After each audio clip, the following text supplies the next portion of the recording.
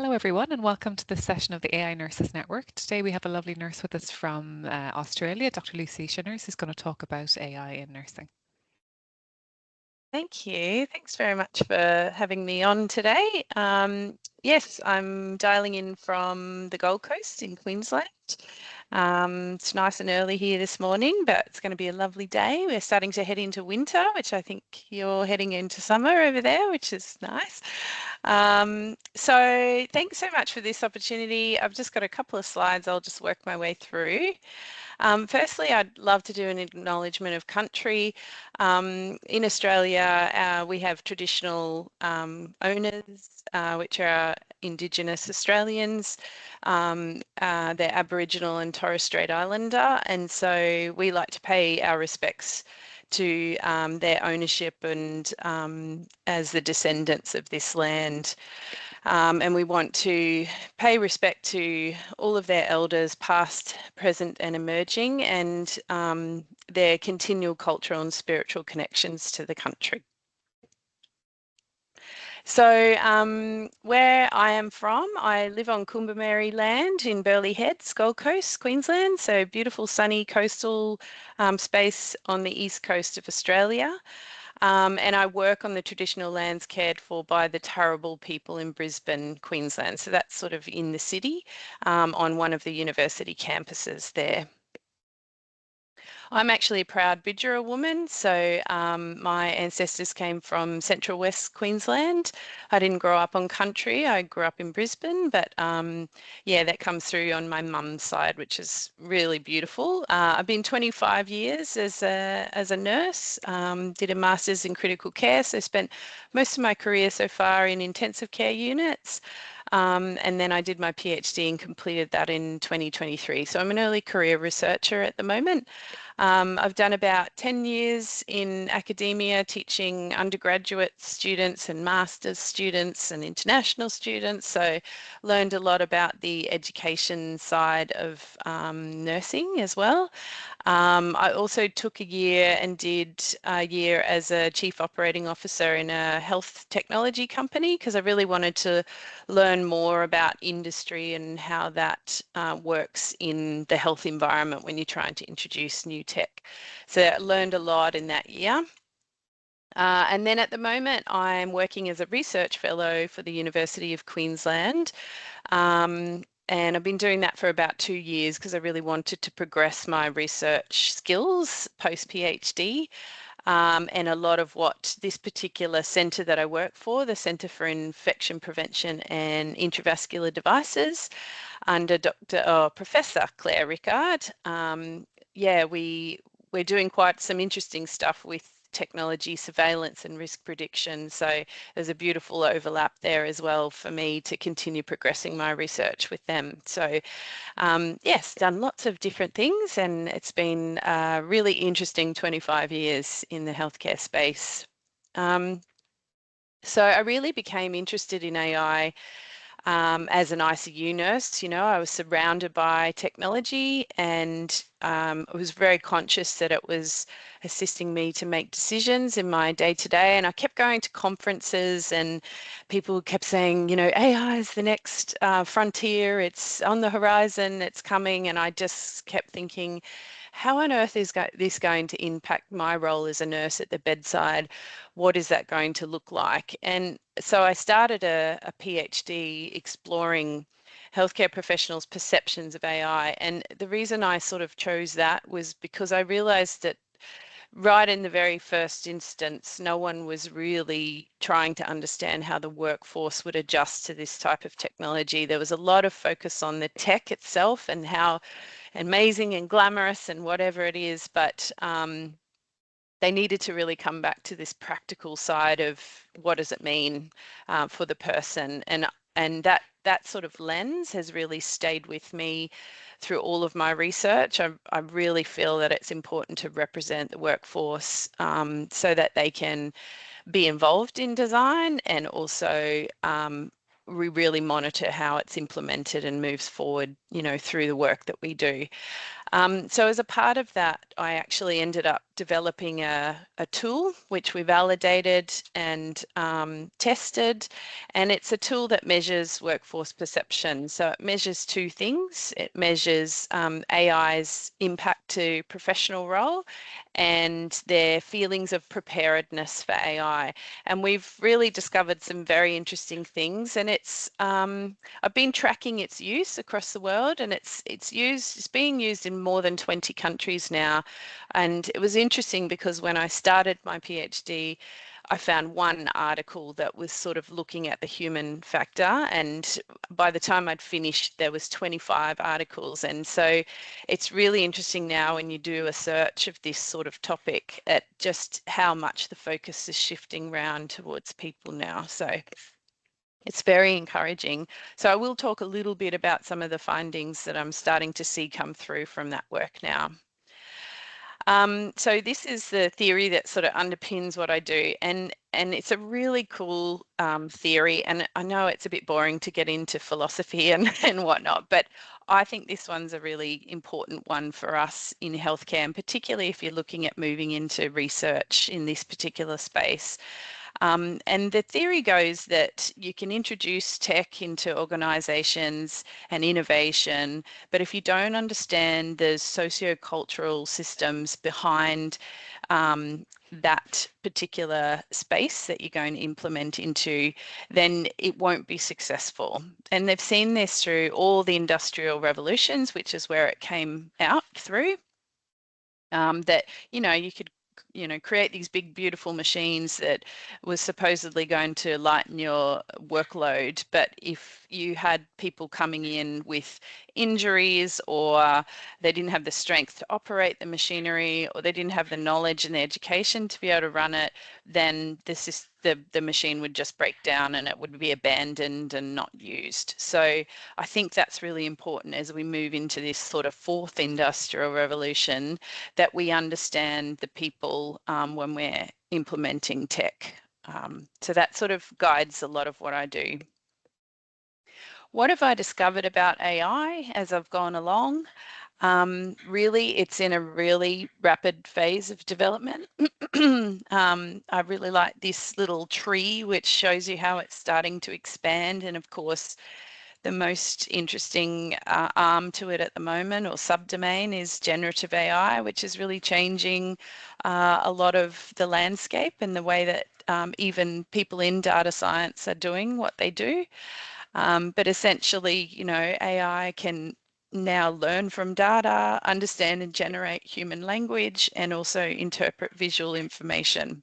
So it's growing at a really rapid pace, and I don't think there's any way that you can really stay on top of just how much is happening. And I've never claimed to be a data scientist, and so my understanding really comes from that practical lens, and that's how I learn about what's happening.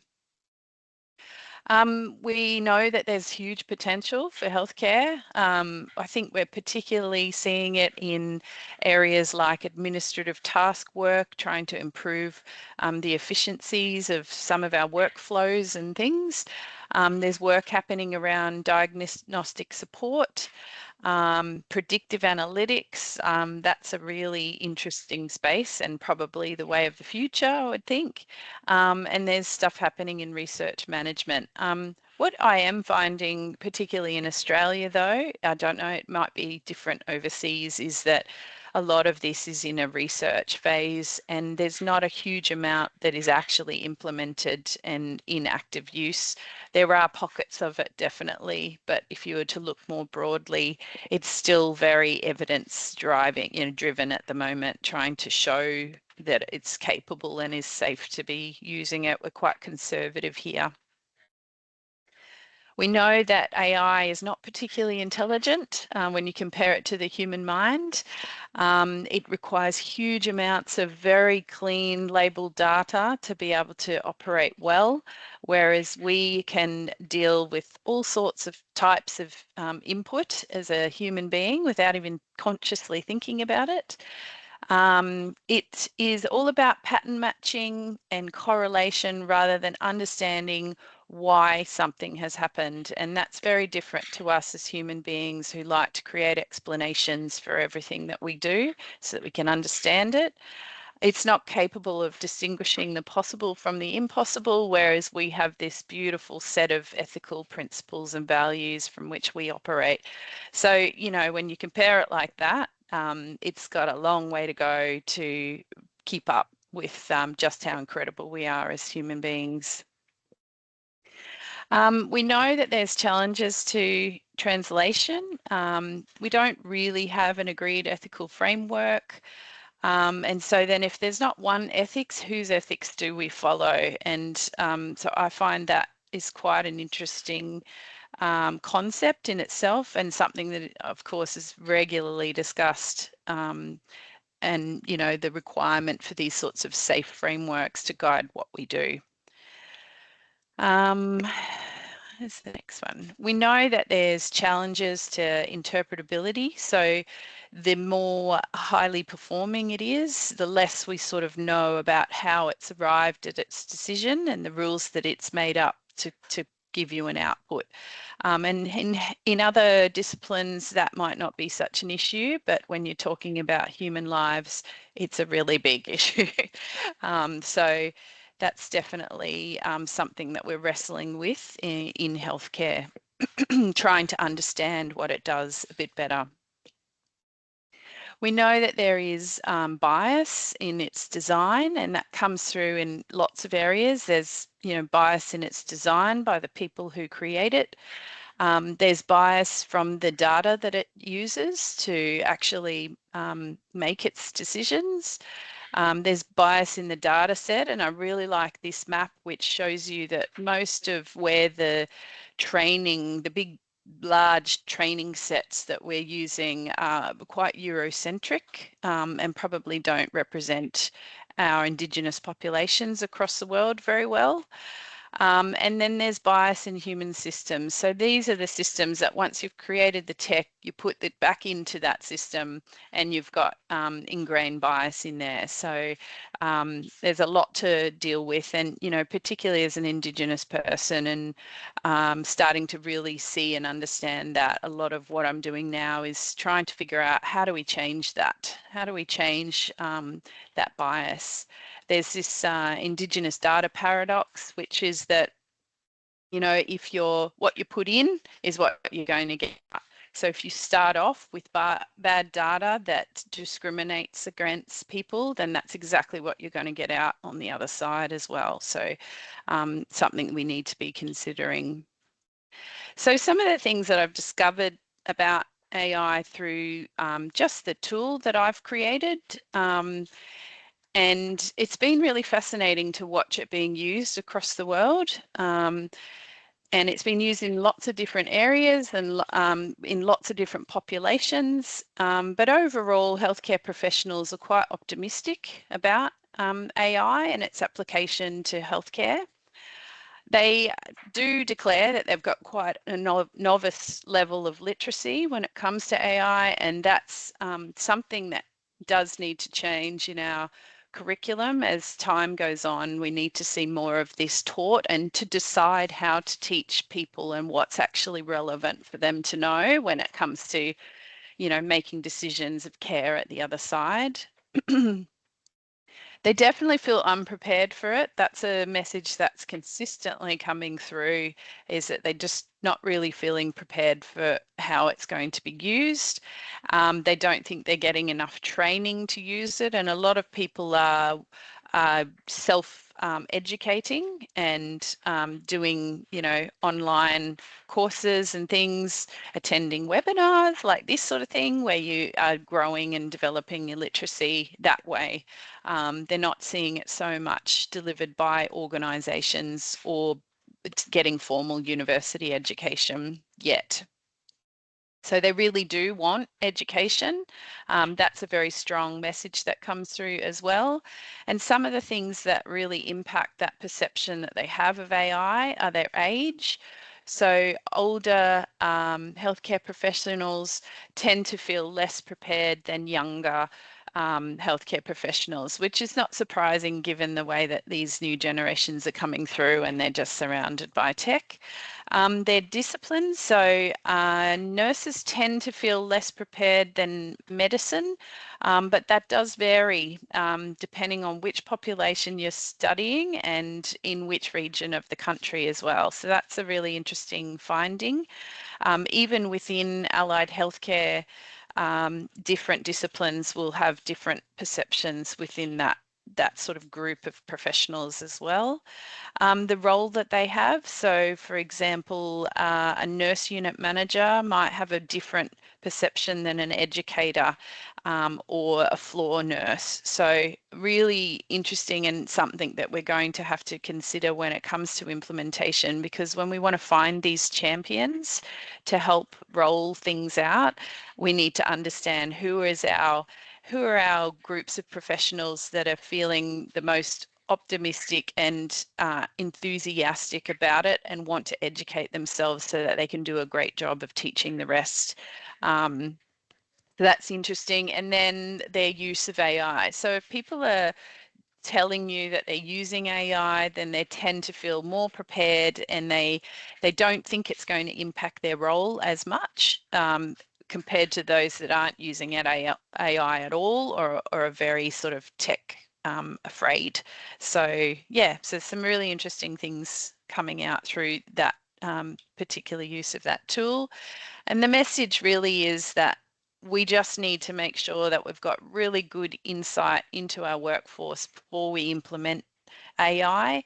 We need to build our literacy around it. And I'm finding through my experience, the best way to build my literacy is to actually get involved in a design of some sort of piece of software and understand how the data that I'm using informs the model. So that's been a really incredible journey for me. So if someone offers to say, come and be a part of this, we need your expertise, say yes, because that's where you'll do the most learning.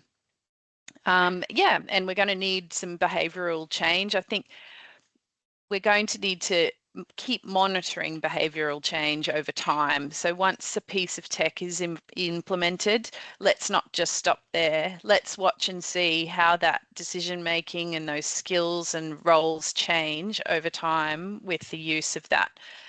So that's going to be a really important thing for the future, I think. At the moment, the stuff that I'm researching, I'm really moving into this interesting space for Indigenous Australians.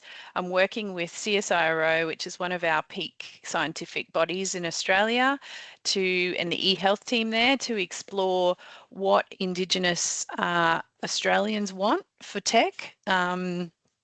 And what sort of opportunities. So we're sort of trying to do some proof of concept stuff where one of the really cool ones that we're doing is actually developing a culturally appropriate large language model rubric. So that's basically the rules from which that large language model will operate. So we're developing that with the Australian Health InfoNet, which is an Indigenous research website that provides resources to healthcare professionals.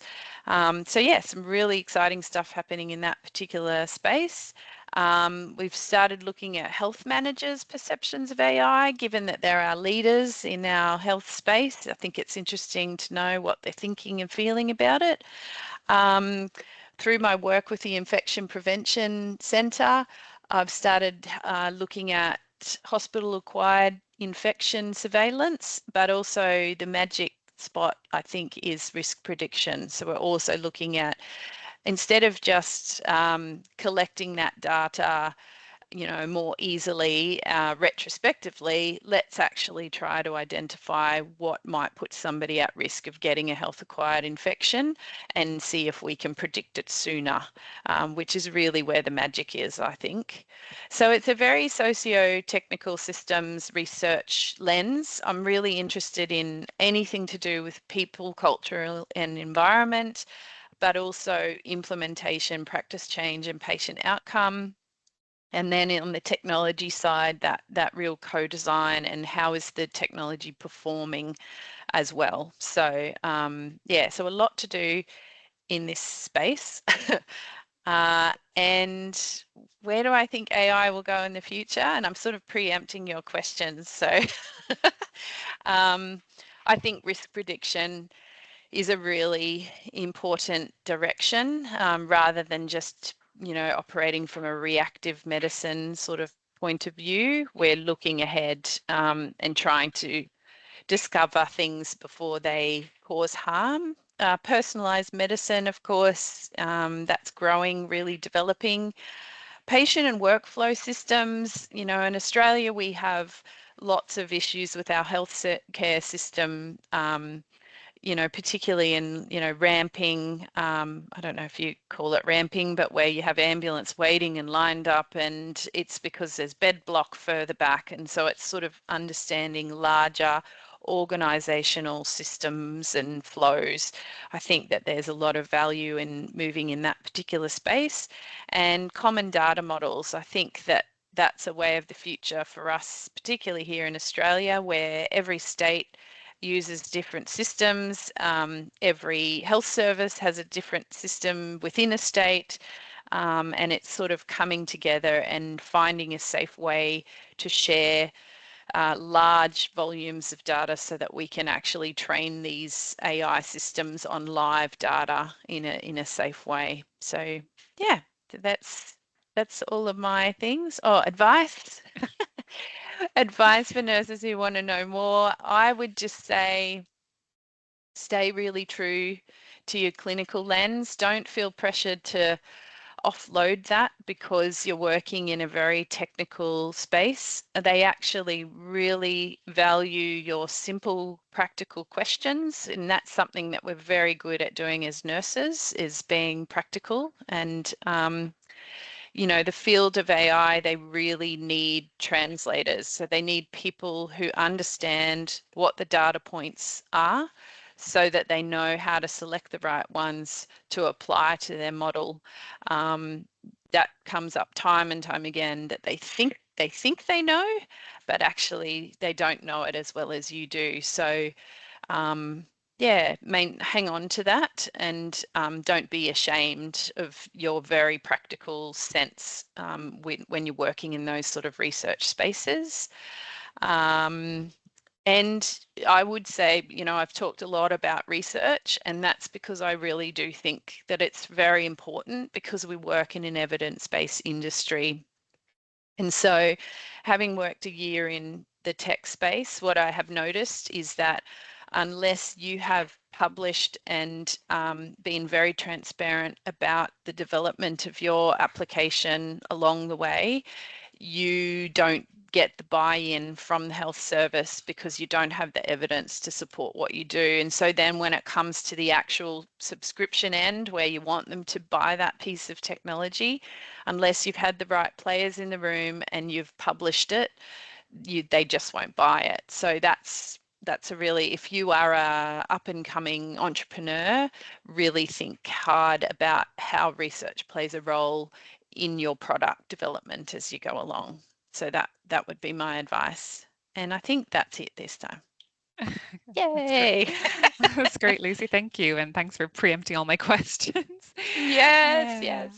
Just thinking of a few more as you were chatting, because obviously, things are moving in different directions, or faster or slow in different parts of the world. And I'm really curious. So in the UK, they've been rolling out AI kind of scribing technologies in some of the hospitals. And I'm just wondering, have you seen that happening in Australia, or is it in the pipeline to happen, do you think, in the near future? Yeah, definitely. I was talking to a medical director recently, and he had just taken over that health service, and he said, we have 90,000 outstanding discharge summaries. Oh, So we wow. need to find a way to, and what had been happening is that the system was so clunky that if a doctor was in there, they couldn't have the discharge summary screen or the patient information screen open at the same time as the discharge summary. And so when they would go to jump over to this one to have a look, it would shut down this and they'd have to start from scratch. Oh, And so no. people were just going, screw that, I am not going to do the discharge summary because this is too hard. So he is really interested in looking at scribing technology and also voice to text, where it captures and summarizes a lot of what you're doing just by speaking into a device. So yes, that is definitely something that a lot of people are thinking about and starting to move towards. And in the private sector, you're already seeing a lot of consultants use that and ask for your permission when you go into appointments and saying, I've got a scribe listening, are you okay with that? And Yeah, you go, yeah. yes. And then you'll receive a nice little referral letter with a lovely little summary of, yeah, yep. Great. Yeah, that's good. Yeah, it's happening here too. And yeah, there's a couple of different products on the market. Actually, I think there's a few Australian ones as well, but some homegrown stuff as well. So yeah, it's definitely becoming more popular. The other thing I was Yeah. wondering about, you kind of touched on in one of the slides, was this idea of, suppose, of there's so much data out there in different hospitals and different kind of community settings. Is there a kind of a national platform, or is there plans to introduce some sort of a national record or database where, yeah, you could pool all of that and maybe get access to it, because that's happening here. I know it's already happened in other countries. Yeah, so it's happening in New South Wales. So again, a lot of our states operate very separately from each Mm, other. So New South Wales are doing a single patient identifying number, which is one medical record number that follows you no matter where you go, whether it's in or out, tertiary or secondary or primary, like wherever you are, it follows you. And I think that's probably the first biggest step towards having a common data sharing model, but the other states are not quite there yet. So it's going to be really interesting. That's a very large project mm, and it's still a few years off happening, I think, but a really good idea. There's definitely some challenges to that type of model when it comes to our Indigenous communities. So if you think about the Indigenous population, it's like having 350 countries in the one country. So each different community may have a different set of values and law and rules. So that's another really interesting space because having a common data model for those countries is not gonna possible. So work. we're going Yeah. to have a very different view and lens on how we help and assist them to benefit from this sort of model. So yes, so it's a controversial topic, but Sure. something that they're starting to think about. Yeah, that definitely adds a lot of complexity, which makes it more difficult if you're trying to introduce a standardized system for everybody. So, and I think lots of Yeah. countries are struggling with that. If we've got lots of different populations in different parts of the UK from all over the world. So yeah, it doesn't always work for Mm, everybody. So lots of thought needs to go into how to make it as flexible as possible. Yeah, it takes exactly. time. Great. Well, It thanks so does. much. It'd be lovely to check in with you maybe in 6, 12 months' time and see how you're getting on and what's happening in Australia, because it's lovely to share stories from different parts of the world and hear what nurses are doing. So thank you so much for Yeah. your time, and it'd be lovely to touch base again soon. Yeah, thanks. Thanks so much for the invitation. Great.